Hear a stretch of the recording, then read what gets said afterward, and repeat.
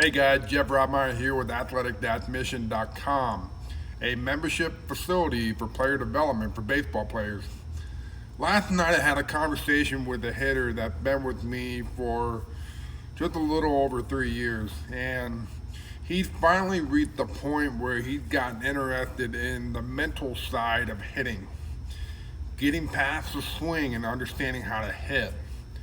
These are by far, my favorite moments when hitters get to this point.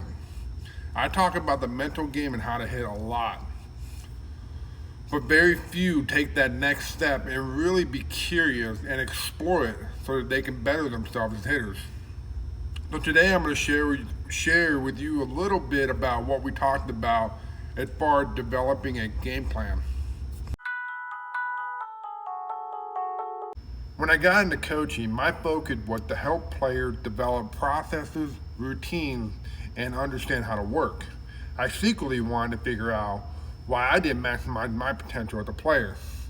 And this led me down a long road deep into a rabbit hole to trying to learn as much as I could possibly learn and connecting with people that are much smarter than I am to try to figure things out. I talked to a lot of people over the years, and I've had a lot of people on my podcast to help me find answers. I've been able to get some answers, and I continue to try to find more answers so that I can share with you guys. But if you like answers, please subscribe to the channel and please hit the notification bell so that you are notified when I release a new video, because we're going to release about 2 or 3 a week. So as I mentioned earlier, some of my favorite moments as a coach is when a young kid finally processes everything that I've been sharing with him and becomes curious and wanting to learn more. In this case, this kid wanted to learn and understand the mental side of hitting. So we talked briefly on belief, mind-body connection, and how to develop a game plan. So the first one, belief. I told her, I said, you must have tremendous belief in everything that you're doing. There's so much failure built into this game that if you do not believe that you are the best, even when you struck out for the third time in that game, you're not going to last very long. Every professional athlete that I've had the pleasure of talking to or interviewing, they all believe that they were the best player on the field. Whether it was true or not, it didn't matter. That's what they believed. Even when they're not playing well or they lost the game, they still believe they were the best one on the field. It's not a case-by-case thing. They believed it from the moment they woke up to the moment they went to bed. That's the first one. Gotta have belief, tremendous belief. The second one is gonna be the mind-body connection. The body seeks to accomplish with the mind thinks in pictures. So if the mind is unsure, then the body is unsure. Your thoughts are either going to help your performance or it's going to hurt your performance. So let's say that if your mind is focused on hitting the ball hard, right back up the middle, then your body, your mind, and the forces are going to come together and deliver that. But if your mind is thinking about how hard the guy is throwing and all those type of things, then this is going to cloud your vision. It's going to create tension. It's going to speed, your heart rate is going to speed up and potentially have performance anxiety. And obviously you're not going to do very well. So the process of your thought is going to determine the results of your body it's trying to accomplish with your mind, think in pictures. This is a real thing. Law of attraction, and we're going to talk about that another time. The next thing we talk about that I want to share with you is coming up with a game plan. If you go to the field on the weekend, go to a high school field, go to a college field, minor league field, low-level minor league, you're going to see a ton of hitters getting themselves out. A ton of hitters who do not understand how to hit. They don't have a game plan. They're just simply relying on luck and talent. And most of the time, it's not their fault. No one's taking the time to teach them. And if they have, then they didn't have the discipline to stick to it. It's not easy. Or they're not curious enough to implement it into their normal play.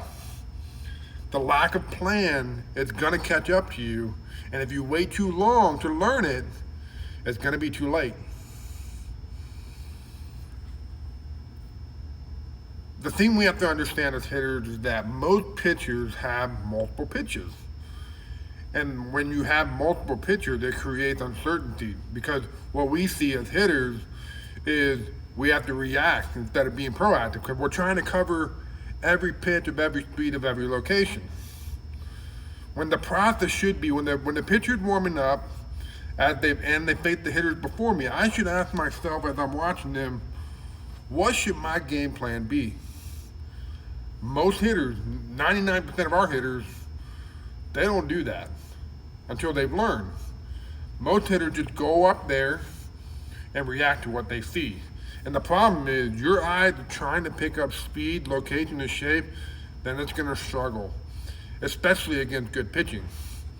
But if I said, hey, I'm looking for a fastball over the plate, and the speed's about medium, then you're going to be ready to hit until your eyes tell you that it's not the location, the pitch, and the speed that you want. So, I've mentioned it, but those are the three things we're trying to get our hitters to understand. Location, speed, and the pitch. And eventually the count. We're going to talk about the count too. In your mind, you have to have one location, one speed, and one pitch. Otherwise, you're going to get beat because you will be unsure. Can't cover too much. So let's talk a little bit more in depth about the location, speed, and pitch. And count eventually. So location, there are different parts, different plans that we can take as far as location is concerned. We can look over the plate and get rid of the black. Or we can divide the plate into third, middle in, middle away, middle away. Or middle away. We can break it up into the middle third inside, or we can look away and react inside. So if a pitcher is throwing slower, we can cover more of the plate.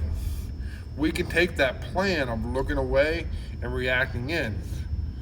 But the moment the pitcher has some velocity, even at 8, 9, 10, 11, 12 years old, you're not going to be able to cover that entire plate and be effective. So the first part, to commit to a location. Then we have speed. The speed will either be fast, medium, or slow. If it's fast, then we load later, or load earlier. If it's medium, then we load on time. If it's slower, we load late. So, figure the location over the plate, and the speed's gonna be medium. Commit to that. And then pitch. Most pitchers will have about 3, 4, 5 pitches. So you need to pick the one pitch that you can sit on, and let everything else go.